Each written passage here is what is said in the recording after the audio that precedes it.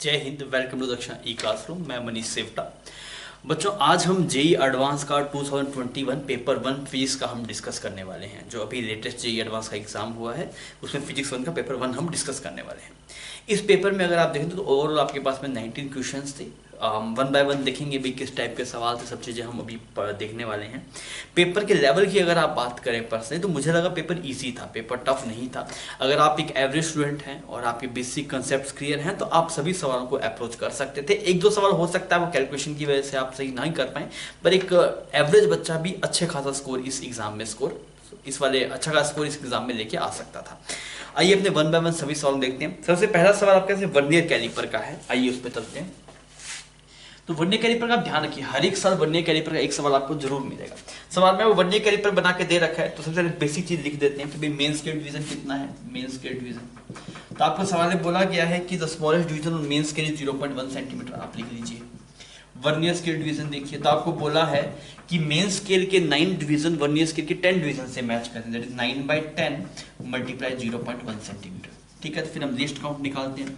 List count का formula क्या आता है? That is main scale division minus vernier scale division. Main scale division minus vernier scale division. ये value कितनी है? 0.1 कॉमन आ गया यहाँ पे। 1 माइनस 9/10 तो यहाँ पे अगर आप देखें इसे बिकम 0.01 सेंटीमीटर। ये लिस्ट काउंट आ गया, जो स्टैंडर्ड लिस्ट काउंट रहता भी है, यही आता है आपके पास में स्टैंडर्ड भी। अब इसने बोला कि आपको डायग्राम में शो कर रखा है और जब आपके पास में कुछ भी नहीं था तब वर्नियर कैलिपर का जीरो मेन स्केल के जीरो से आगे है। मतलब जो वर्नियर स्केल का जीरो है वो मेन स्केल के जीरो से आगे है। इसका मतलब क्या? उसमें नेगेटिव एरर है। इसका मतलब क्या? उसमें नेगेटिव एरर है। आप ऐसा समझिए कि वेइंग मशीन आपके पास में जीरो शो नहीं करे जब कुछ नहीं रखा तो वेइंग मशीन जब जल्दी फिर आती है, इसलिए मैं वेइंग मशीन समझा रहा हूँ। वेइंग मशीन में जब कुछ नहीं रखते तो वो जीरो शो करता है। अब इस वाले केस में क्या हो रहा है कि वो जीरो से कम शो कर रहा है, जीरो से कम शो कर रहा है। तो आपके पास में ऐसे कुछ -100 ग्राम शो कर रहा है वैसे। तो आप सोच के देखिए, अगर आप इस पे कोई एक्चुअल अब आपने कुछ वेट रखा, अब उसकी एक्चुअल रीडिंग कुछ 5 kg आई, तो आप क्या बोलेंगे? 5 kg तो ये प्लस इस 100 ग्राम को भी तो कंपनसेट करना पड़ेगा, तो प्लस 100 ग्राम लिखना पड़ेगा। तो अब की और जो एरर है सवाल में वो कैसी एरर है? नेगेटिव एरर है आपके पास में। कैसी एरर है? Negative error. तो यहाँ पे आपके पास में नेगेटिव एरर है। तो मतलब जो वैल्यू आपके पास में आएगी उसका मैग्नीट्यूड आपको फाइनल रिजल्ट में ऐड करना पड़ेगा। अगर आप मैग्नीट्यूड की बात करें तो एरर को वैसे माइनस करके लिखते हैं, माइनस में से प्लस हो जाएगा। अब आप देखिए आपको जो ऑब्जर्व रीडिंग है वो कितनी है? जो रीडिंग यहाँ पे ऑब्जर्व हो रही है वो कितनी है? Observe reading. तो ऑब्जर्व रीडिंग में देखेंगे, देखिए जो वर्नियर स्केल का जीरो है वो 3 के पहले डिवीजन के बाद में रखा हुआ है। मतलब 3.1 आ गया आपके पास में 3.1। क्लियर? मेन स्केल डिवीजन का एक डिवीजन क्रॉस कर लिया उसने, तो एक डिवीजन कोरस्पॉन्डिंग 0.1 है आपके पास में, जिसे बिकम 3.1 प्लस। अब आप देखिए कौन सा कॉन्साइड कर रहा है वर्नियर स्केल? तो फर्स्ट कॉन्साइड कर रहा है, फर्स्ट वर्नियर स्केल का डिवीजन कॉन्साइड कर रहा है मेन स्केल के साथ। तो आपने 1 मल्टीप्लाई लिस्ट काउंट लिख दिया और लिस्ट काउंट की वैल्यू कितनी है आपके पास में? लिस्ट काउंट है 0.01। तो इसकी जो रीडिंग है 3.11। ये आपके पास में ऑब्जर्व रीडिंग है। This is observe reading. Clear? अब अगर हम एरर को देखें, एरर जो नेगेटिव एरर है आपके पास में वो कितना है? तो नेगेटिव एरर में अगर आप देख रहे हैं तो आपके पास में जो कॉन्साइड कर रहा है, मतलब आपने पहले वाले डायग्राम में अगर हम ऑब्जर्व करें तो 6th division of vernier scale कॉन्साइड कर रहा है, 6th division of vernier scale. पर जब नेगेटिव एरर होता है ना तो हम अगर 6th डिवीजन कॉन्साइड कर रहे हैं तो हम ये बोलते हैं दैट इज जितने टोटल है -6 ऐसे लिखा जाएगा। Multiply list count. List count value कितनी? 0.01। ये वैल्यू कितनी मिली? That is 0.04। ये आपके पास में नेगेटिव एरर है। क्लियर? तो आप इसको माइनस करके लिख सकते हैं। आप इस बात को समझिए, ये अपने आप में ट्रिकी चीज था कि जब आपके पास जीरो से आगे होता है तो फिर आप पीछे से ऑब्जर्व करते हैं, पीछे से आप ऑब्जर्व करेंगे। तो पीछे देखें तो 4th हुआ, या फिर आप आगे से ऑब्जर्व करें तो उसमें से 10 में से माइनस करके लिखिए आप। ये एक्सप्रेशन आ गया आपके पास में। ठीक है, तब देखिए एक्चुअल रीडिंग कितनी आएगी? जो रीडिंग होगी एक्चुअल रीडिंग, एक्चुअल तो कितना होगा? जो ऑब्जर्व्ड है प्लस उसमें एरर है, एरर को हमेशा माइनस करें तो माइनस ऑफ -0.04। नहीं तो आप सीधा समझ सकते हैं पहले आपके पास -100 ग्राम शो कर रहा था। अब अगर वेइंग मशीन समझे, पहले -100 ग्राम शो कर, अब 2 kg शो करता है। एक्चुअल में 2 kg प्लस 100 ग्राम होगा ना, तो प्लस होनी चाहिए, वैल्यू हो भी जा रही है प्लस। एट देन अगर आप आंसर देखें जिससे बिकम 3.15 सेंटीमीटर, तो थर्ड ऑप्शन आपके पास से मैच कर जाएगा। तो इजी है। आप ध्यान रखिए कि हमेशा जेई के अंदर एरर से, वर्नियर कैलिपर से या फिर स्क्रू गेज से, इन तीनों में से एक सवाल आपको जरूर दिखाई देता है। तो इस पर आपके पास वर्नियर कैलिपर से है, आगे हम देखते हैं एरर से सवाल हमें मिलेगा कि नहीं। पर वर्नियर कैलिपर का सवाल सिंपल था, बेसिक था। हाँ, ये वाली चीज आपके पास में ट्रिकी थी, आपको नहीं पता तो अभी आप दिमाग में रखिएगा, आगे भी कभी आ सकता है ये चीज। नेगेटिव एरर जब होती है तो हम थोड़ा सा अलग तरीके से इंटरप्रेट करते हैं। नेक्स्ट हम बात करते हैं क्वेश्चन नंबर 2 की। आपको बोला गया कि ये आपके पास है बहुत सिंपल सवाल है थर्मोडायनेमिक्स का। आपको बोला गया कि एक आइडियल गैस है, उसका पीवी कर्व हमें शो कर रखा है, तो पूछा गया कौन से प्रोसेस में हीट एब्जॉर्ब हो रही है। तो आपको दिखाई दे रहा है जैसे कि ऐसा है ये डायग्राम, ऐसा पीवी डायग्राम कुछ ऐसा बना हुआ है। दिस इज 1 2 3 और 4, तो ये पीवी है, इस प्रोसेस का नाम 1 है, ये 2 है, ये 3 है और ये 4 है। ठीक है, हमसे पूछा है किसमें हीट एब्जॉर्ब होगा। अगर आप प्रोसेस 1 की बात करें, अगर हम देखें प्रोसेस 1 कैसा है, तो प्रोसेस 1 है आइसोबारिक। ऐसा प्रोसेस है आपके पास में आइसोबारिक। तो आइसोबारिक का तो क्यू का एक्सप्रेशन क्या बनेगा, एनसीपी डेल्टा टी, ये बनेगा।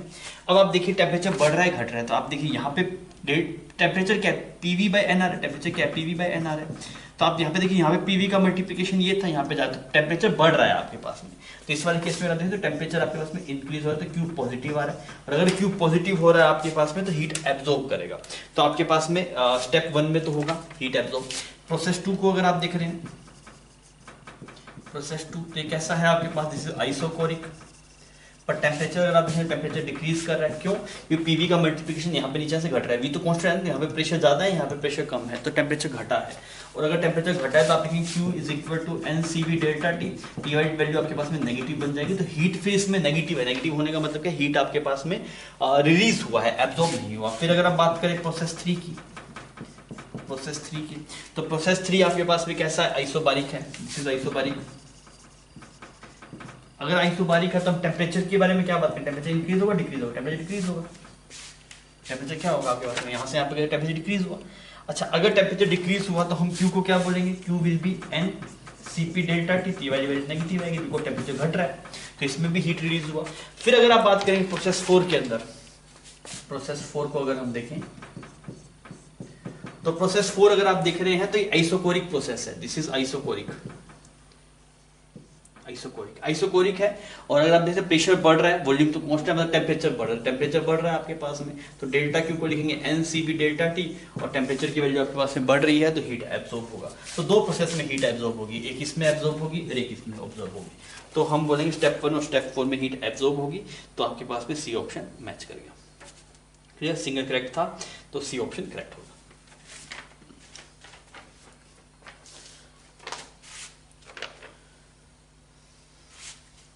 नेक्स्ट हम बात करते हैं क्वेश्चन नंबर 3 की। तो आप बोला गया टू एक्सटेंडेड ऑब्जेक्ट, उनको ओ पे रखा गया और 10 सेंटीमीटर की दूरी पे है कॉन्वेक्स लेंस से, और कॉनकेव लेंस L2 को उसके पीछे रखा गया 10 सेंटीमीटर पीछे, रेडियस ऑफ सबकी 20 सेंटीमीटर है, म्यू गिवन है, तो टोटल मैग्निफिकेशन कितना होगा सिस्टम का। यहाँ पे कैसे लेंस है, कॉन्वेक्स लेंस, और यहाँ पे ऐसे कॉनकेव लेंस है, ठीक है, और ऑब्जेक्ट को ऐसे क्यों यहाँ पे रखा गया है 10 सेंटीमीटर की दूरी पे। तो मानते हैं हाइट ऑफ ऑब्जेक्ट कुछ h0 है एक बार के लिए, ठीक है। अब हम इसका रिफ्लेक्टिव इंडेक्स मतलब इसका फोकल लेंथ निकालते हैं। तो आप अगर देखेंगे focal length of convex lens, तो 1/f is equal to mu l by mu m, this is 3/2 minus 1/r1 minus 1/r2। तो रेडियस अगर दोनों 20 है तो ये वाला +20 होगा और वो माइनस ऑफ -20 हो जाएगा। तो इसको अगर आप सोल्व करेंगे दिस वैल्यू इज बिकम 1/2, और यहाँ पे ये एक्सप्रेशन कितना बन गया 1/10। तो फोकल लेंथ की वैल्यू कितनी है 20 सेंटीमीटर आ गई। किसकी फोकल लेंथ है, कॉन्वेक्स लेंस की। अगर आप कॉनकेव लेंस के निकालने जाएंगे तो आप बोलेंगे 1/l 1/f is equal to mu l by mu m -1। r1 के लिए नेगेटिव पुट होगा और r2 पॉजिटिव पुट होगा, तो यहाँ पे माइनस था और यहाँ पे प्लस का 20 आ गया आपके पास में, ठीक है। इसको अगर हम सोल्व करेंगे तो ये वाली वैल्यू कितनी है, f is equal to -20 centimetre. तो फोकल लेंथ हमें क्लियर समझ में आ गई, इसकी फोकल लेंथ 20 सेंटीमीटर, इसकी फोकल लेंथ है -20 सेंटीमीटर। अब देखिए सबसे पहले ये इसकी इमेज कहाँ बनाएगा वो दिखता है कॉन्वेक्स लेंस। तो आपने क्या लिखा, that is 1/v minus 1/u होता है, तो minus of -1/u is equal to 1/f की जगह 1/20। तो 1/v की वैल्यू कितनी 1/20 माइनस 1/10, दिस वैल्यू इज 20, और यहाँ पे इसको -1 बन गया आपके पास में, तो v की वैल्यू कितनी -20 सेंटीमीटर। तो ये आपके पास से पहली इमेज बन गई -20 पे, -20 मतलब यहाँ पे बन गया आपके पास में, ठीक है। नहीं, तो इसमें अगर आप ट्रांसवर्स मैग्निफिकेशन देखें, ट्रांसवर्स मैग्निफिकेशन कितना था v/u, तो v की वैल्यू -20 और u की वैल्यू -10, तो 2 आ गया आपके पास में। इसका मतलब अगर ये h0 की है तो ये वाली हाइट कितनी होगी 2h0 होगी, इतना सही। फिर हम इस वाले के लिए लगाते हैं, इस वाले के लिए अवेलेंस फॉर्मूला लगाते हैं। तो हमने क्या लिखा, that is 1/v minus of 1/u। u की वैल्यू कितना पुट होगा 10, और ये भी यहाँ पे 10 था इससे, तो टोटल इससे 20 था, और ये भी 10, तो इसके लिए u की वैल्यू कितनी 30 होगी, तो आज +30 बन जाएगा ये। 1/f अगर आप देखें दिस बिकम -1/20, तो 1/v is equal to -1/20 minus 1/30, तो 1/v एलसीएम आ गया 60, तो v की वैल्यू कितनी बन गई -15 सेंटीमीटर, मतलब इसकी जो इमेज बन गई -15 पे बन गई। अगर हम ट्रांसवर्स मैग्निफिकेशन देखें दैट इज v/u, तो -15, और u की वैल्यू कितनी थी आपके पास में 30, सही, u की वैल्यू कितनी है आपके पास में 30, ओके दिस इज 12, सॉरी 12, और तो अगर आप v की वैल्यू होगी यहाँ पे -12, और u की वैल्यू कितनी है इस केस में आपके पास में 30, माइनस का 30 तो कट गया, तो mt की वैल्यू कितनी आ गई आपके पास 2/5, दिस इज बिकम 2/5। तो अगर आप देख रहे थे यहाँ पे हाइट ऑफ ऑब्जेक्ट जो था आपका 2h0 था, तो अभी आप फाइनल इमेज की देखेंगे, this height of image final, तो कितना है mt multiply initial height 2h0, कितना आ जाएगा 4h0/5, 4h0/5। तो अगर आप ओवरऑल मैग्निफिकेशन देखें तो पहले h0 थी हाइट, अब बन गई 4/5h0, तो 0.8 आएगा आपके पास में, तो बी ऑप्शन यहाँ पे मैच कर जाएगा, क्लियर।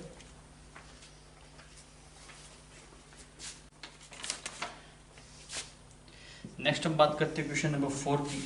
आपके इसमें रेडियो एक्टिविटी का सवाल है, आपको बोला गया एक हैवी न्यूक्लियस है Q और उसका हाफ लाइफ कुछ 20 मिनट है, ठीक है, वो अल्फा डीके में भी जा रहा है आपके पास में, बीटा डीके दोनों हो रहा है आपके पास में।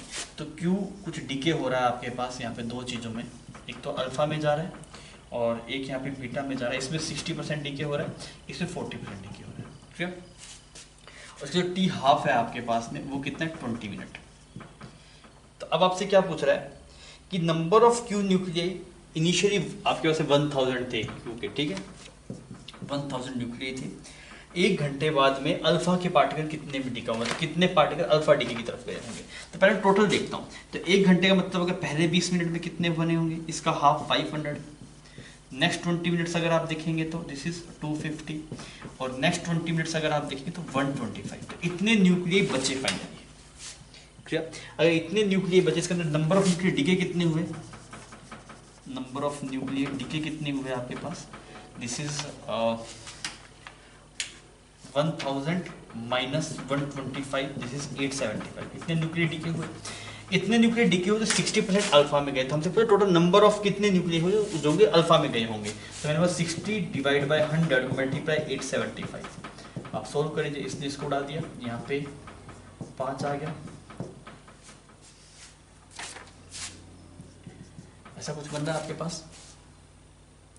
तो इसको अगर हम सोल्व करें 525, तो 525 न्यूक्लियाई आपके पास में अल्फा के होंगे, इसका मतलब डी ऑप्शन यहाँ पे आपके पास सही हो जाएगा।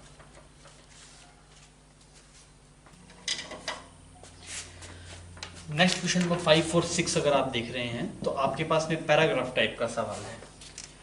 आपको बोला गया कि एक प्रोजेक्टाइल है, उसको थ्रो किया गया पॉइंट O से ग्राउंड के ऊपर और 45 डिग्री एंगल बना रहा है वर्टिकल के साथ, मतलब हॉरिजॉन्टल से 45 डिग्री, तो आपने ऐसे एक पार्टिकल प्रोजेक्ट किया 5√2 मीटर पर सेकंड से, और ये जो एंगल है आपके पास में ये वाला एंगल 45 डिग्री है, ठीक। अब जब ये प्रोजेक्टर अपने हाईएस्ट पॉइंट पे होता है, यहाँ पे ऐसे इसका कुछ हाईएस्ट पॉइंट होगा, यहाँ पे हाईएस्ट पॉइंट पे ब्रेक हो जाता है, एक एंड तो वर्टिकल नीचे गिर जाता है जमीन के ऊपर, इसको जस्ट आपने यहाँ पे ड्रॉप हो गया, दूसरे वाला कुछ आगे जा रहा है, तो वो सब बातें उसने पूछी है। अदर पार्टिकल है वो ग्राउंड पे गिरता है x दूरी पे O पॉइंट से, ये पॉइंट O है, और टाइम उसको कुछ t लगता है, ये बोला ना, ठीक है।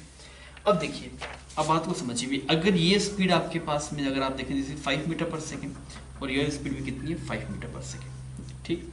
यहाँ पे अगर आप देखिए m मास था आपके पास में, वो किससे गुजर रहा था टॉप मोस्ट पॉइंट पे, तो 5 मीटर पर सेकंड होगा, पर जैसे ये स्प्लिट हुआ तो एक पार्टिकल नीचे जस्ट रेस्ट पे आ गया, एक पार्टिकल जस्ट रेस्ट पे आ गया, नीचे गिर रहा है यहाँ पे, ये पार्टिकल रेस्ट पे आ गया, तो दूसरा पार्टिकल अगर आप देखें ये m/2 है, और दूसरा m/2 को अगर हम देखें, ये m था ये वाला पार्टिकल, दूसरा m/2 अगर आप देखें तो वो फिर 10 मीटर पर सेकंड से मूव करेगा, बिकॉज लीनियर मोमेंटम को कंजर्व रखना है। तो इनिशियल लीनियर मोमेंटम कितना था mv, फाइनली कितना बन गया m/2 multiply 0 plus m/2 multiply v dash, तो आपके पास में जो v डैश की वैल्यू होगी 10 मीटर पर सेकंड, मतलब हुआ क्या, एक पार्टिकल जस्ट नीचे गिर रहा है तो उसको गिरने में कितना टाइम लगेगा, 5 सेकंड। उसने बोला कि 0.5 सेकंड लगेगा उसको गिरने में, 0.5 सेकंड।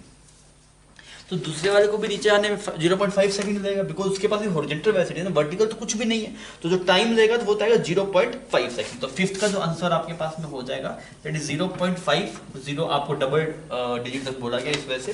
सिक्स्थ में अगर हम देख रहे हैं, सिक्स से पूरा कितनी दूर जाके गिरेगा, तो टाइम लगा 0.5 सेकंड, तो इतनी देर में कितना आगे चला जाएगा, देखिए ये जो पार्टिकल है कुछ यहाँ पे गिरेगा, तो इतना टाइम में कितना आगे चला गया, देखिए दिस इज 10 मल्टीप्लाई 0.5, ये डिस्टेंस आ गई आपके पास में, प्लस इनिशियली ये वाली डिस्टेंस कितनी थी, देखिए ये डिस्टेंस।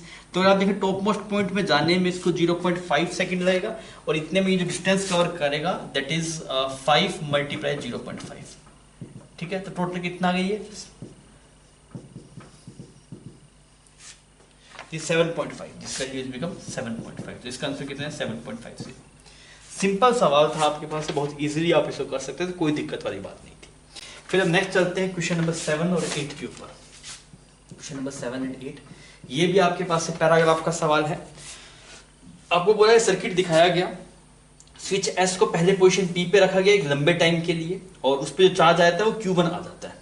तो सबसे पहले हम पी पे रख के देखते हैं। अगर आप पी पे रख के देखें तो ऐसा कुछ बनेगा, यहाँ पे बैटरी, यहाँ पे ये रेजिस्टेंस 1 ओम का, यहाँ पे कैपेसिटर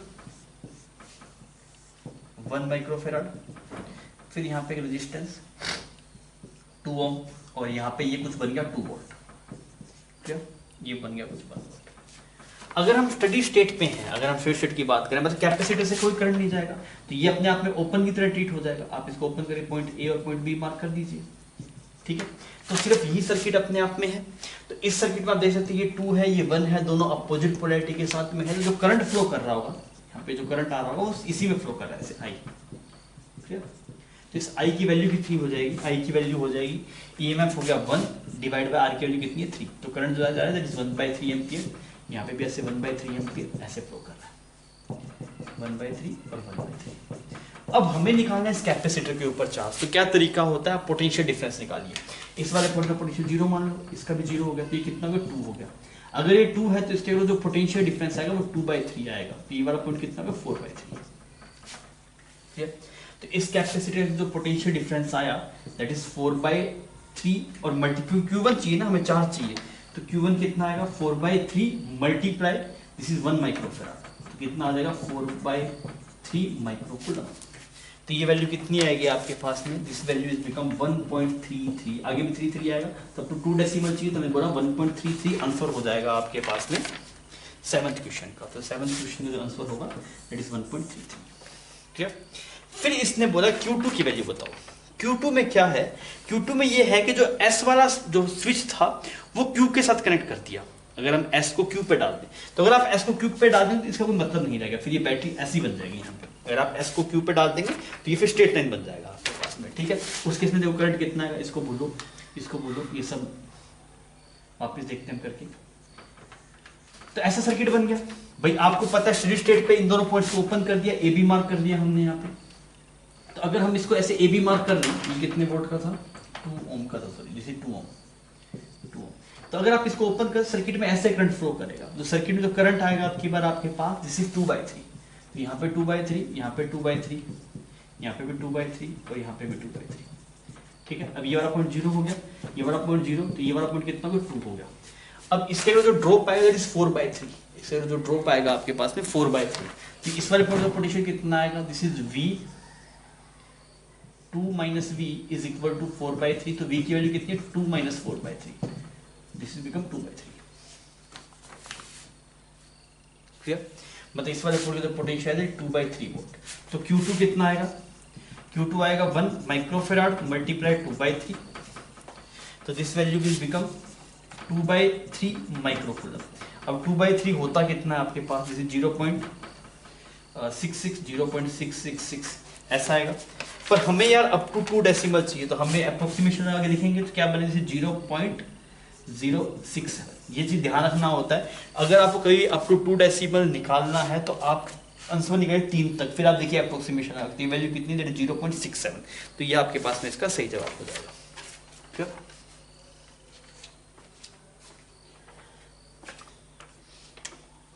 फिर अब नेक्स्ट बात करते हैं क्वेश्चन नंबर 9 और 10 की। ये भी आपके पास में पैराग्राफ का सवाल है। इसको स्टीम नया नाम दिया है स्टीम।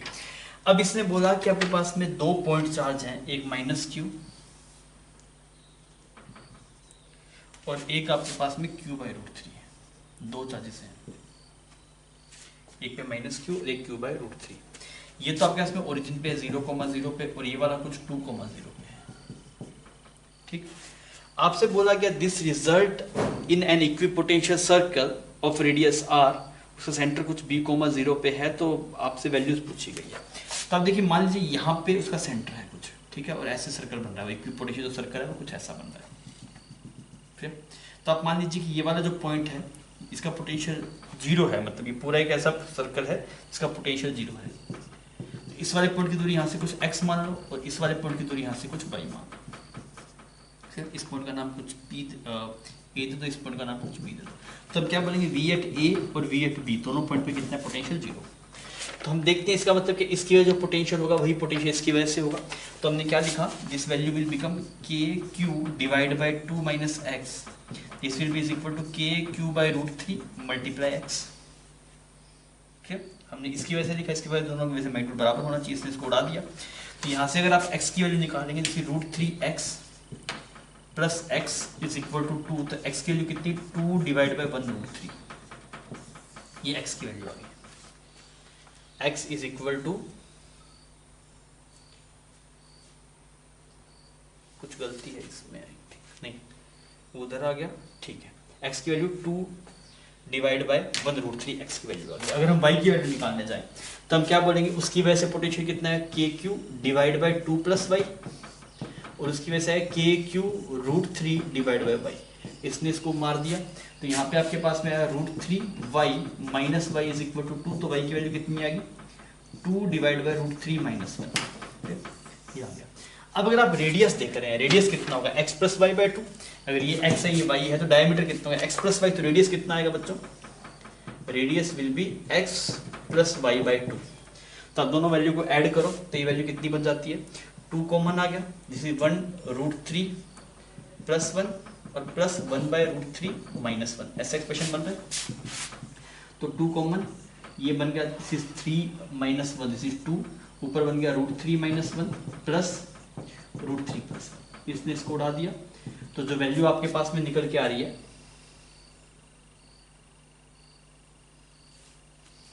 ओके, एक डिवाइड बाय 2 भी था ना यहाँ पे, वो 2 रह गया, एक डिवाइड बाय 2 था, x प्लस वाई, तो यही हो गया ना आपके पास में डिवाइड बाय 2, एक वहाँ पे भी एक 2 आना है, तो एक और 2 यहाँ पे रह जाएगा आपके पास में। इस वैल्यू बिकम 2 रूट 3 बाई 2, तो इसकी वैल्यू कितनी है, रूट 3। वो जो रेडियस आपके पास में है वो रूट 3 है, तो रेडियस अगर रूट 3 है तो रूट 3 की वैल्यू कितनी है, 1.73। तो क्वेश्चन 9 का जो आंसर आपके पास में आएगा दैट इज 1.73। अब हमसे पूछा गया इस वाले पॉइंट का बी कोऑर्डिनेट कितना हो, सेंटर का कोऑर्डिनेट कितना होगा। तो अगर आप सेंटर का कोऑर्डिनेट देख रहे हैं तो कोऑर्डिनेट ऑफ सेंटर कितना आएगा, तो हम क्या बोलेंगे, this is 2 plus r minus x, 2 plus r minus x, यही वो centre coordinate 2 plus r minus x. तो आप लिख दीजिए इसको, 2 आर की वैल्यू कितनी है सवाल में, रूट 3, और x की वैल्यू कितनी है आपके पास में, 2 1 प्लस रूट 3। ठीक है, अगर हम इसको थोड़ा सोल्व करें तो इसमें हम this is become 2 root 3 multiply 1 plus root 3, सही, आर की रूट 3 थी माइनस एक्स की वैल्यू आ गई 2 डिवाइड बाय 1 रूट 3, ठीक है, minus 2 divide by 1 plus root 3। तो थोड़ा सोल्व करके देखते हैं, this is become 2 plus 2 root 3 plus root 3 plus 3 minus 2 divide by 1 plus root 3, इसने इसको उड़ा दिया, और यहाँ पे बन गया 3 ब्रैकेट में 1 plus root 3 divide by 1 plus root 3, तो ये साफ हो जाएगा यहाँ पे, तो आंसर आ जाएगा 3। तो आप बोलेंगे दूसरे वाले का आंसर जो हो गया वो 3 हो गया। तो क्वेश्चन नंबर 10 का आंसर जो 3 है और 9 का है 1.73।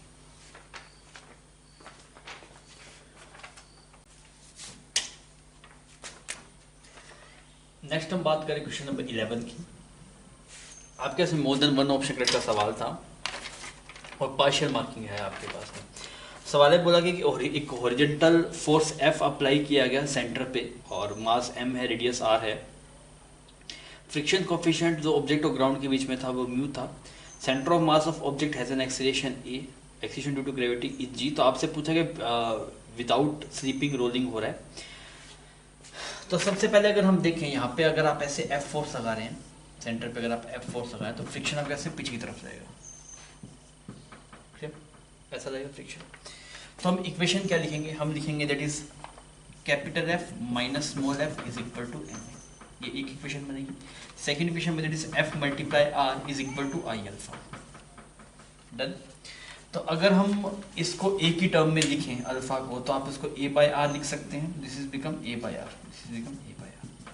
तो f की वैल्यू कितनी बन गई, f की वैल्यू आपके पास से बन गई, a कॉमन आ गया आपके पास में m plus I divide by R square. तो a की वैल्यू हमने लिख दी, that is f divide by m plus I by R square. तो एक्सेलेरेशन जो है वो आई पे डिपेंड कर रहा है, एक्सेलेरेशन आई पे डिपेंड कर रहा है, मतलब डिफरेंट डिफरेंट शेप के डिफरेंट आएगा। तो ए ऑप्शन में यही बोला, for the same F the value of a does not depend whether centre solid और होलो। गलत बात है आपके पास में, बिकॉज आपके पास में डिफरेंट आ रहा है, आई के ऊपर वो वैल्यू डिपेंड कर रही है। फिर बोला for solid centre the maximum possible value of A is इतना। तो आप देखिए, अगर हम एक्सेलेरेशन को देखें, आपकी सॉलिड सेंटर के लिए बात हुआ है ना, सॉलिड सेंटर के लिए आप पहली इक्वेशन सेम की सेम रहेगी, दूसरी इक्वेशन देखना क्या बनेगी, f is equal to solid centre के लिए होता है mr square by 2, this is become m by 2a, m by 2a। Clear. तो आपने यहाँ पे इसको पुट कर दिया, that is f is equal to m में को क्या लिखा, m में को लिखा 2f प्लस f। तो f की वैल्यू कितनी आ गई आपके पास में 3f आ गई, f की वैल्यू 3f आ गई। और f की वैल्यू कितनी हो सकती है, मैक्सिमम म्यू mg। तो f की जो मैक्सिमम वैल्यू हो सकती है f मैक्स, वो 3 म्यू mg हो सकती है। और अगर ये 3 म्यू mg हुआ और ये उस केस में म्यू mg होगा, तो मैक्सिमम एक्सेलेरेशन कितना होगा आपके पास में, a मैक्स हो जाएगा 2 म्यू g। क्लियर। तो आपके पास में बी ऑप्शन सही है।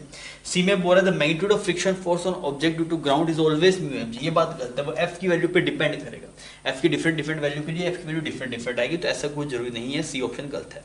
बोल रहा है for a thin hollow cylinder a की वैल्यू ये होगी। अगर आपके पास में थिन होलो सिलेंडर है तो f डिवाइड बाय m, आई की वैल्यू होलो सिलेंडर के लिए होती है mr square, this is become mr square, this is become m, ये आ गया f बाय 2। तो आपके पास में डी ऑप्शन मैच कर गया। तो दो ऑप्शन मैच हुए इस सवाल में, option B and option D. Next हम बात करते हैं क्वेश्चन नंबर 12। तो आपको क्या बोला गया, एक वाइड स्लैब है और उसमें दो मीडियम है आपके पास में N1 और N2, और उसको एयर में रखा गया। एक रे है आपके पास जो इंसिडेंट होती है N1 में, और एंगल थीटा और साइन थीटा की वैल्यू स्लाइटली बड़ी है 1/N1 से, और रिफ्रैक्टिव इंडेक्स एयर का 1 लेना है, तो कौन सा स्टेटमेंट सही है ये पूछा है। तो आपके पास में ऐसे एक स्लैब बना दीजिए, यहाँ पे एक ऐसे स्लैब बना दीजिए, यहाँ पे एक ऐसे रे आ रही है, कितने का पहले से थीटा, और इसका कुछ रिफ्रैक्टिव इंडेक्स ये N1 है, ये N2 है आपके पास में, और यहाँ पे कुछ एयर है। ठीक है। अब इससे बोला कौन सा स्टेटमेंट सही है। सबसे पहले बोल रहा है कि अगर N1 N2 आपके पास से बराबर है, N1 N2 बराबर है, तो रे एयर में एंटर हो जाएगी। तो आप सोच के देखिए, अगर N1 N2 बराबर है, इसका मतलब क्या, रे ऐसी चली जाएगी। अगर ऐसी चलेगी तो यार एंगल थीटा है। अब देखिए डेंसर से रे में जा रही है, तो आपके पास में जो साइन थीटा है वो बड़ा है 1/N1 से, तो इसका मतलब यहाँ पे N1 N2 बराबर है, मतलब दोनों एक ही जैसे मीडियम होंगे। तो यहाँ पे ये वाला जो एंगल थीटा हुआ, जो थीटा है फिर वो बड़ा है क्रिटिकल एंगल से, इसका मतलब फिर यहाँ पे TIR होगा, यहाँ पे फिर वो एयर में जाएगी नहीं। तो आपके यहाँ से पहला ऑप्शन सही नहीं है। क्लियर। सेकंड ऑप्शन में चलते हैं, पहले ऑप्शन की बात होगी, अब आइए सेकंड ऑप्शन में चलते हैं। सेकंड ऑप्शन में क्या बोल रहा है, अगर आपके पास में N2 से N1 बड़ा है, मतलब N1 बड़ा है, तो ये बोल दिया सवाल N1 is greater than N2, मतलब ये डेंसर से रेयर में जाती है। तो TIR हो सकता है कि नहीं, यहाँ पे TIR होगा या नहीं वो पहले चेक करते हैं। तो यहाँ पे TIR होने के जो साइन थीटा सी होना चाहिए इस वाले केस में, इस mu r by mu d कितना, N2/N1 इतना चाहिए। पर आपके पास में जो एंगल है साइन थीटा वो अप्रोक्सीमेटली इक्वल है 1/N1 से, तो ऑब्वियसली N2 की वैल्यू 1 से बड़ी होगी। तो अब की बार ये जो एंगल थीटा है वो क्रिटिकल एंगल से कम है, मतलब यहाँ पे रे इस मीडियम में चली जाएगी, इसमें जाने में कोई दिक्कत नहीं है, इसमें जाने में कोई दिक्कत नहीं यहाँ पे। ठीक है। पर अगर आप यहाँ पे देखें तो यहाँ से बाहर नहीं जा पाएगी, क्यों, क्योंकि अगर मतलब ये वाला एंगल, मतलब इस वाले केस से कोरस्पॉन्डिंग, मतलब यहाँ पे और यहाँ पे हम डायरेक्टली सेंस लगा सकते हैं ना, यहाँ पे और यहाँ पे। तो अगर ये वाला सरफेस यहाँ पे होता तब नहीं जा पाती ना बाहर, क्योंकि सेम ही चीज़ तो यहाँ पे लेगी। आप यहाँ पे सेंस लिख सकते हैं, इसको मान लीजिए कुछ आप इसको कुछ आप आर मान लीजिए।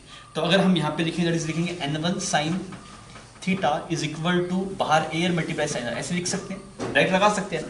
तो ये इस वाले पॉइंट का स्नेस फ्लो, इस वाले पॉइंट का स्नेस फ्लो सब बराबर है आपस में। तो अगर इस वाले केस से कॉरेस्पॉन्डिंग यहाँ पे टी आई आर हो रहा है तो इससे कॉरेस्पॉन्डिंग भी टी आई आर ही होगा आपके पास में। तो यहाँ पे रे बाहर नहीं आ पाएगी, यहाँ पे टी आई आर फॉलो कर जाएगी। क्लियर? क्योंकि आप अगर आप इसकी वैल्यू यहाँ पे लिखेंगे, आप सोच के देखिए, आप लिखेंगे दैट इज इसको कुछ आर बोल दीजिए, तो आप लिखेंगे that is n2 sine r. n2 sine r किसके बराबर है? That is n1 sine theta के बराबर है।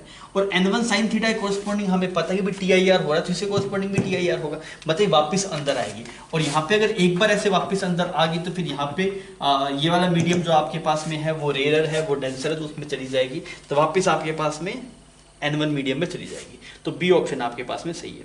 सी ऑप्शन है बोले राइट रे is finally reflected back into the medium of reflective index n1 if, अगर ये n2 बड़ा हो गया तब तो यहाँ पे टी आई आर होने की चांस नहीं है, यहाँ पे टी आई आर नहीं होगा फिर, क्योंकि ये डेंसर है, ये रेयर है, तो यहाँ पे टी आई आर नहीं हुआ, और यहाँ पे फिर टी आई आर होना ही होना है, बिकॉज अगर इसी कोरेस्पॉन्डिंग टी आई आर हो रहा था तो यहाँ पे भी होगा ही, यहाँ पे टी आई आर वापस अंदर आ जाएगी। तो सी ऑप्शन भी आपके पास सही है।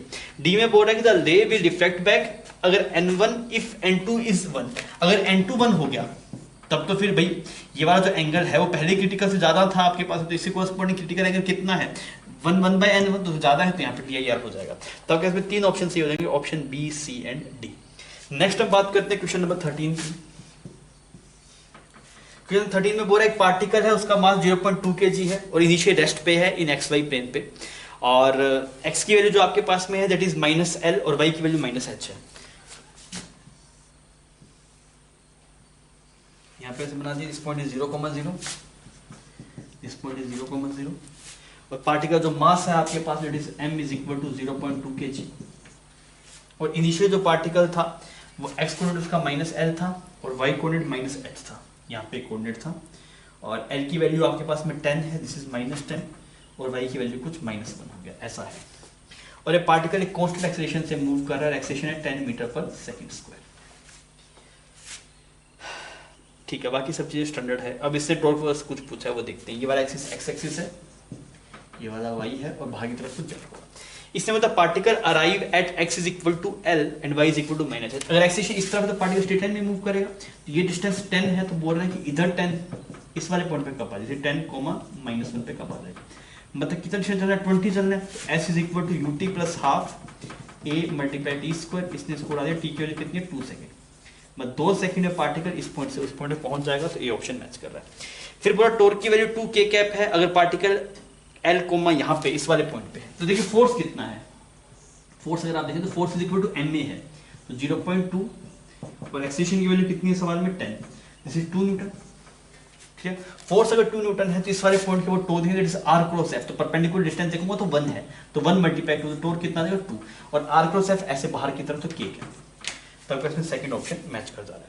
फिर थर्ड है पूरा एंगुलर मोमेंटम आपके पास में कितना होगा जब ये इस वाले पॉइंट पे है, एंगुलर मोमेंटम, तो यहाँ पे वेलोसिटी कितनी होगी, तो वेलोसिटी अगर आप देखें v is equal to u plus 80, तो एक्सेलरेशन की वैल्यू कितनी है 10, टाइम कितना 2, तो यहाँ पे वेलोसिटी 20 मीटर पर सेकंड, तो इस वाले पॉइंट में तो वेलोसिटी है 20 मीटर पर सेकंड, और अगर वेलोसिटी 20 मीटर पर सेकंड है तो लीनियर मोमेंटम कितना होगा mv, this is 4 kg metre per second, ये आ गया एंगुलर मतलब लीनियर मोमेंटम। और एंगुलर मोमेंटम कहता है r क्रॉस p, तो r क्रॉस p तो वापस वो 4 आएगा, बिकॉज r क्रॉस p में देखें तो परपेंडिकुलर डिस्टेंस 1 है आपके पास में, तो अगेन 4 वाले के हिसाब से सही होगा, सी ऑप्शन मैच कर गया। तो अगर ये a b c सही है फिर d सही नहीं हो सकता, तीन ऑप्शन मैच करके option a b and c। Next हम बात करते हैं क्वेश्चन नंबर 14 की। इसमें बोला गया which of the following statement is correct about the spectrum of hydrogen atom. The ratio of longest wavelength to the shortest wavelength of Balmer series कितना होगा पूछा है। देखिए ऐसा कुछ रहता है आपके पास में, ये n इज इक्वल टू 1 है, ये n इज इक्वल टू 2 है, ये n इज इक्वल टू 3 है, तो ये लाइमन है, ये बाल्मर है आपके पास में। तो बाल्मर में अगर आप शॉर्टेस्ट वेवलेंथ के कोरेस्पॉन्डिंग देखें तो hc/λ मिनिमम जो आएगा, पहले ऑप्शन की बात चल रही है, मिनिमम वेवलेंथ वो आप देखिए 13.6 z स्क्वायर, z की वैल्यू 1 है बिकॉज h एटम के लिए बात चल रही है ना, एच एट इसकी वैल्यू 1 होगी, 1/n² minus 1/m², this is 1/4 minus 1/∞। Clear. और H C by lambda maximum अगर आप देखेंगे तो ये वैल्यू कितनी होगी 13.6 जेट्स के 1/n², तो इसकी वैल्यू आ जाएगी 1/4 माइनस इसे बिकम 1/9। तो अगर हम दोनों को डिवाइड मारते हैं, अगर हम दोनों को डिवाइड मारे, हमें किसका रेशो चाहिए मैक्सिमम टू द मिनिमम। तो अगर हम दोनों को डिवाइड मारे तो lambda maximum divide by lambda minimum, देखना कितना आ रहा है, ये सब कट गया आपके पास में, तो ऊपर बन रहा है 1/4 और ये वाली वैल्यू जो आपके पास से बन रही है दिस इज 36 एलसीएम आ गया आपके पास में 9 और 5/36, दिस इज 5 ऊपर चला गया 36, दिस 9/5, तो जो एक्सप्रेशन है 9/5, तो ए ऑप्शन मैच कर गया। फिर बोला there is a overlap between the wavelength range of Balmer and Pascal. तो देखिए बाल्मर की जो शुरुआत, दिस इज एनर्जी लेवल, अगर मैं देखूँ -13.6 -3.4 -1.5 इलेक्ट्रॉन वोल्ट। तो इसकी जो बाल्मर में जो एनर्जी आपके पास में आ रही होगी वो कौन सी रेंज से कौन सी रेंज है, ये एनर्जी गैप कितना बना आपके पास 1.9 ना, दिस इज 1.9 इलेक्ट्रॉन वोल्ट। तो आपके पास 1.9 इलेक्ट्रॉन वोल्ट मिनिमम है और मैक्सिमम कितना हो सकता है 3.4 इलेक्ट्रॉन वोल्ट। और अगर आप बात करें राइमन के साथ में, तो राइमन में जो मिनिमम है 13.6 माइनस 3.4 माइनस 1.5 माइनस 0.85 ऐसा कुछ है, तो उसमें जो मैक्सिमम वैल्यू भी पॉसिबल है आपके पास में दैट इज 1.5 इलेक्ट्रॉन वोल्ट, और जो मिनिमम है आपके पास है वो इन दोनों का गैप है। तो इन दोनों गैप कितना आ गया आपके पास में, this is become 15.75, this is 0.75 से लेके मैक्सिमम कितना हो सकता है 1.5 इलेक्ट्रॉन। तो कहीं पे भी ओवरलैपिंग हो ही नहीं है एनर्जी में, और एनर्जी क्योंकि इसकी मिनिमम 1.9 है, इसकी मैक्सिमम 1.5 है, तो कहीं ओवरलैपिंग नहीं है आपके पास, तो ये बी वाली बात गलत होगी। फिर बोला the wavelength of the Lyman series given by this. तो अगर आप लाइमन सीरीज में देखें मतलब n = 1 की बात हो रही है, तो हम करेंगे एच सी बाय लैम्डा जो होगा दैट इज -13.6 z² वो हो गया दैट इज 1/n² और -1 आप लिख दीजिए। क्लियर। तो माइनस माइनस प्लस हो जाएगा, तो यहाँ पे बन गया एच सी बाय लैम्डा जो हमें निकालना है दिस इज बिकम 13.6 1 - 1/n², ऐसा एक्सप्रेशन आपको दिखाई दे रहा है। अब सवाल में क्या बोल रहा है कि लैम्डा नोट जो है वो शॉर्टेस्ट वेवलेंथ है, तो शॉर्टेस्ट वेवलेंथ कितना होगा H C by lambda minimum उस केस में कितना होगा दैट इज 13.6 इलेक्ट्रॉन वोल्ट। तो लैम्डा 1/λ मिनिमम की वैल्यू कितनी आई that is 13.6 divide by S C, तो ये 13.6 डिवाइड बाय एस सी ये 1/λ नॉट बन गया, मतलब इसका आप लिख सकते हैं 1/λ is equal to 1/λ naught bracket में n² - 1 डिवाइड बाय n²। यहाँ माइनस का टर्म आ रहा है, इसमें माइनस की टर्म नहीं गिवन है, इस वजह सी ऑप्शन आपके पास सही नहीं है। डी ऑप्शन ने बोला था wavelength of Lyman and Barmer series does not overlap. Barmer अब लाइमन का देखिए, तो जो लाइमन की सॉरी ये पास्कल का था, सॉरी मैंने गलती से नाम डिस्कस किया, दिस इज पास्कल। अगर आप लाइमन की बात करें, लाइमन का ऑर्डर देखिए कहां से कहां तक है, मैक्सिमम आ सकता है 13.6 और मिनिमम आ सकता है 10.2, तो ये 10.2 इलेक्ट्रॉन वोल्ट से लेके आपके पास 13.6 इलेक्ट्रॉन वोल्ट के बीच में, तो कोई भी एनर्जी का किसी ओवरलैप नहीं कर रहा, तो ये डी वाला ऑप्शन सही है। तो इसमें दो ऑप्शन मैच हुए, option A and option D. Question number 15 को अगर देखें तो आपको बोला कि यहाँ पे करंट कैरिंग वायर है, उसमें कुछ करंट ऐसे आई जा रहा है और यहाँ पे ऐसे एक लूप है कोई, ठीक है, और ये लूप ऐसे वेलोसिटी बीच से मूव कर रहा है। फिर ये जो दूरी है आपके पास में ये 1 सेंटीमीटर है और ये जो दूरी है आपके पास में वो 4 सेंटीमीटर है, ठीक है। यहाँ पे ऐसे नीचे जाके एक रेजिस्टेंस कनेक्टेड है, कैपेसिटर कनेक्टेड है। अब सवाल वैल्यूज पुट करते हैं। रेजिस्टेंस की वैल्यू 1.4 ओम, कैपेसिटेंस की वैल्यू 5 माइक्रोफेराड, वेलोसिटी है आपके पास में, इसमें करंट ज़्यादा है 2 एम्पियर और वेलोसिटी है 3 मीटर पर सेकेंड,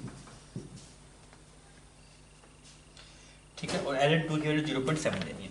अब इस सबसे पहले पूछे मैक्सिमम करंट कितना जा रहा होगा, तो अगर हम देखें तो इसमें जितना EMF इंड्यूस होगा वही इस वायर में होगा, यहाँ पे जो वायर होगी इसमें भी इतना EMF इंड्यूस होगा।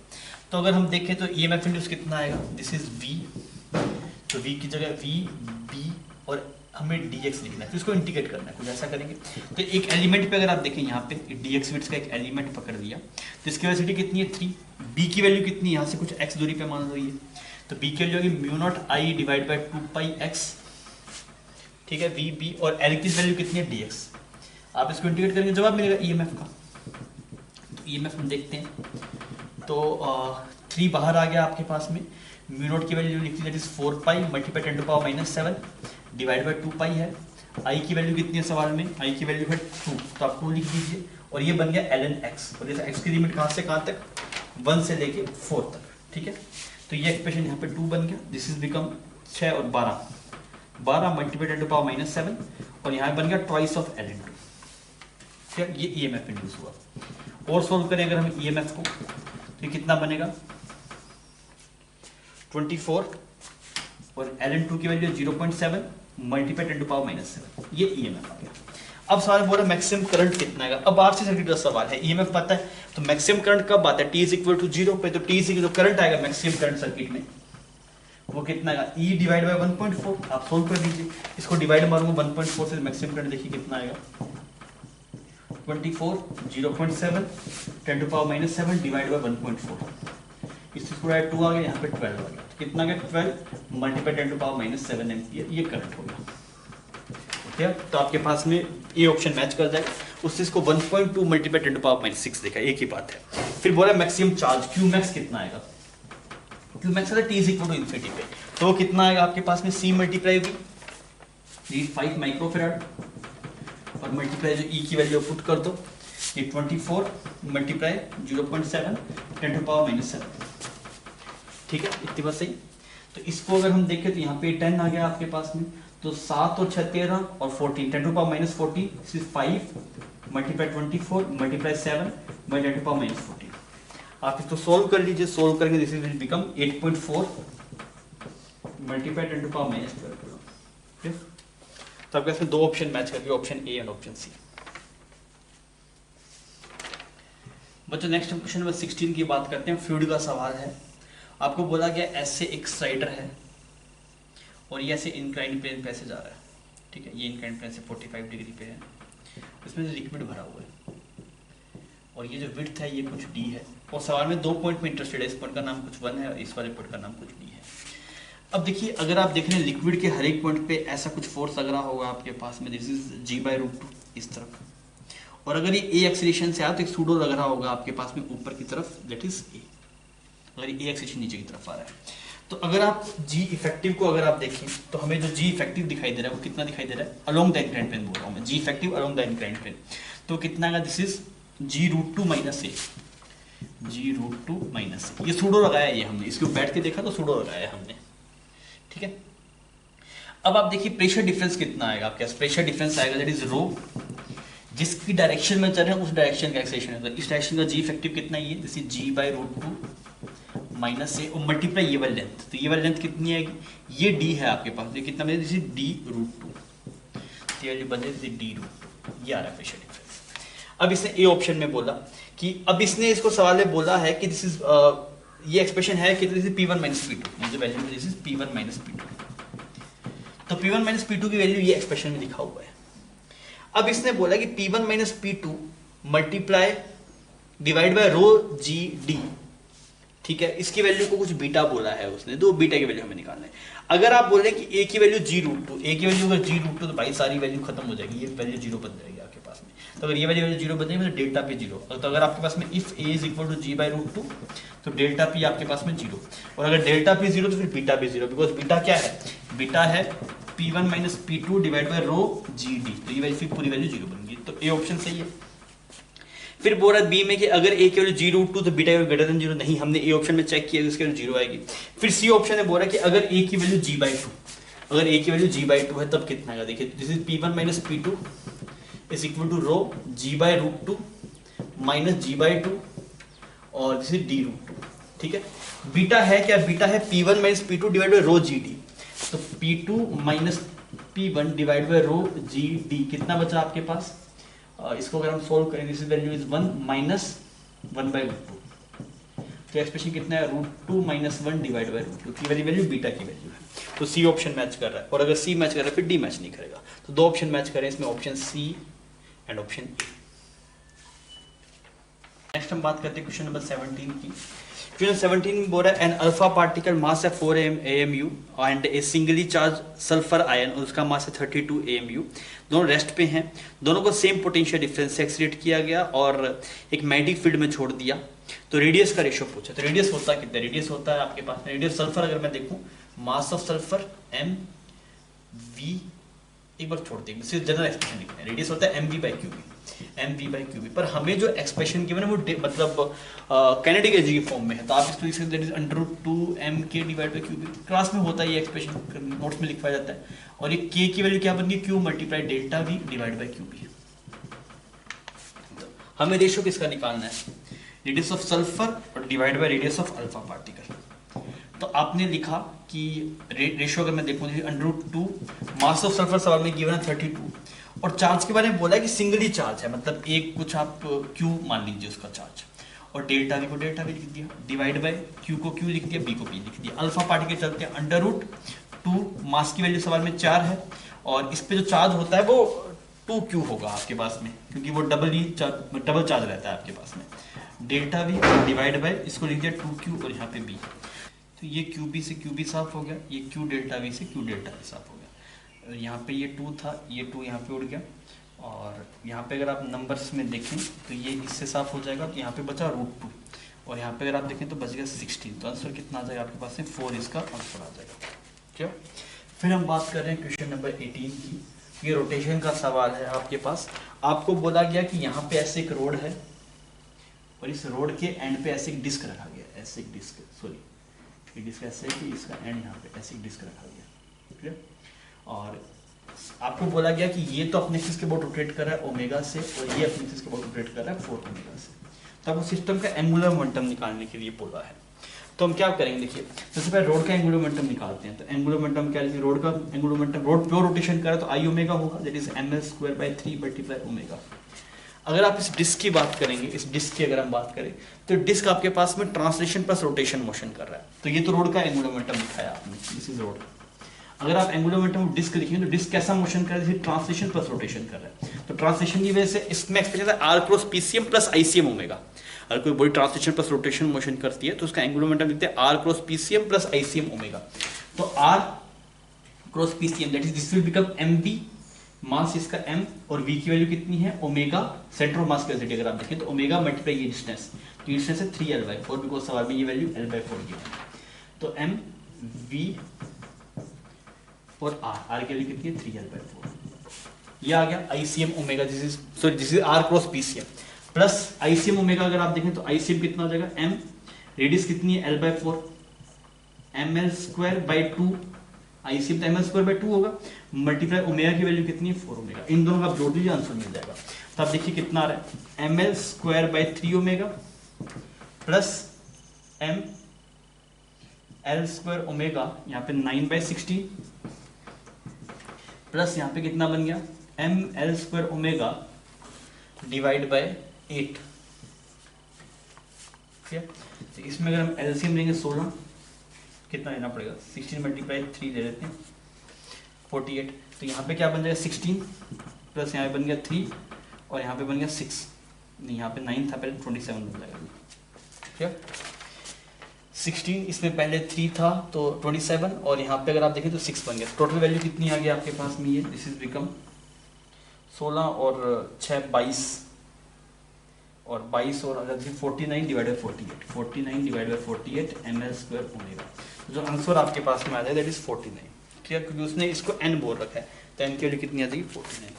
क्लियर, तो बस इसमें एक कंसेप्ट है, कोई body translation plus rotation motion करती है तो उसका एंगुलर मोमेंटम होता है R×PCM plus ICM multiply omega. Done. हम क्वेश्चन नंबर 19 की बात करते हैं और ये आपके पास में हीट ट्रांसफर का सवाल था। आपको बोला गया a small object is placed at the centre of a large evacuated hollow spherical container, assume that the container is maintained at 0 kelvin. मतलब कंटेनर जो टेम्परेचर है वो 0 केल्विन है। At T = 0 temperature of object is 200 kelvin. Initially इसका temperature कितना 200 kelvin और surrounding का temperature सवाल में गिवन है 0 केल्विन। अब इसको T1 टाइम लगता है T1 टाइम के अंदर इसका टेम्परेचर कहाँ से कहाँ चला जाता है, T1 टाइम में 200 केल्विन से लेके 100 केल्विन। ठीक है, थोड़ा बहुत टेम्परेचर डिफरेंस होता है तो हम न्यूटन लॉज ऑफ कूलिंग लगा सकते थे, पर अभी टेम्परेचर डिफरेंस बहुत बड़ा है, न्यूटन लॉज ऑफ कूलिंग से सही रिजल्ट नहीं मिलेगा। और T2 टाइम में 200 से इसको 50 केल्विन में आने, तो T2/T1 का रेशियो पूछ रहा है। तो हम क्या बोलेंगे, जो इसमें हीट ट्रांसफर होता है that is sigma EA T⁴, मतलब खुद का टेम्परेचर की पावर 4 में सराउंडिंग के टेम्परेचर की पावर 4। अब सराउंडिंग का टेम्परेचर 0 केल्विन था आपके पास में, ये पावर मतलब dQ/dt है आपके पास में, तो ये वैल्यू कितनी मिलेगी, सिग्मा EA खुद के टेम्परेचर की पावर 4। अब इतनी रेट से हीट निकल रही है तो ये किसके बराबर हो जाएगी, msdθ/dt। तो rate of fall of temperature जो है वो इस कुछ कांस्टेंट आ गया, ये कांस्टेंट कुछ k बोल दो, T⁴ हो जाएगा आपके पास। ठीक है, तो अगर मैं लिखूं dθ/T⁴ is equal to k dt, दोनों तरफ इंटीग्रेट करूं तो ये इसका जो अगर मैं इंटीग्रेशन करूं तो T⁻⁴ का इंटीग्रेशन करना है, तो क्या बनेगा, ये t³ बन जाएगा ये आपके पास में। इसका इंटीग्रेशन अगर आप देखेंगे T⁻⁴ का, दिस इज बिकम t³ आपके पास है। तो टेम्परेचर जो कुछ प्रोपोर्शनल आ रहा है, कुछ नया कांस्टेंट 3 भी एक नंबर है, वो भी आपके पास में कांस्टेंट मल्टीप्लाई हो जाएगा। तो T1 की जो वैल्यू अगर मैं देखूं तो ये कुछ कांस्टेंट मल्टीप्लाई 1/t³ और टेम्परेचर की लिमिट कहां से कहां तक है, तो इनिशियली कितना 200 से फिर आपके पास में 100 बन रहा है। ठीक है, तो T1 की वैल्यू कितनी आ गई, दैट इज k मल्टीप्लाई 1/100 की पावर क्यूब माइनस 1/200 की पावर क्यूब। सिमिलरली अगर आप T2 निकालेंगे, दिस इज बिकम k, कहां से कहा जा रहा है 200 से 50, तो 1/50 raise to power cube minus 1/200 raise to power cube. आप दोनों का रेशियो निकाल लीजिए, अगर आप T2/T1 निकालते हैं तो ये वैल्यू आपके पास में 9 की होगा। थोड़ा कैलकुलेशन इसमें जरूर था, मतलब ये आप बोल सकते हैं। ठीक है बच्चों, इस साथ पेपर का डिस्कशन खत्म होता है। पेपर में सवाल अगर आप देखते कोई भी ऐसा ट्रिकी सवाल नहीं था जो फंस जाए, एक से इस समय थोड़ी सी कैलकुलेशन जरूर थी, इसके अलावा ऐसे सवाल नहीं जो कैलकुलेटिव टफ हो। तो पेपर आपको अच्छा स्कोर करने का चांस दे रहा था। आई होप आपने अच्छा किया होगा, और जिन्होंने कहा नेक्स्ट ईयर में है वो लोग इसे सीखे होंगे भी, हाँ आसान पेपर भी आते हैं, आसान सवाल जरूर मिलते हैं, हमें आसान ढूंढ के उनको तोड़ना होता है। ओके बच्चों, थैंक यू फॉर वॉचिंग।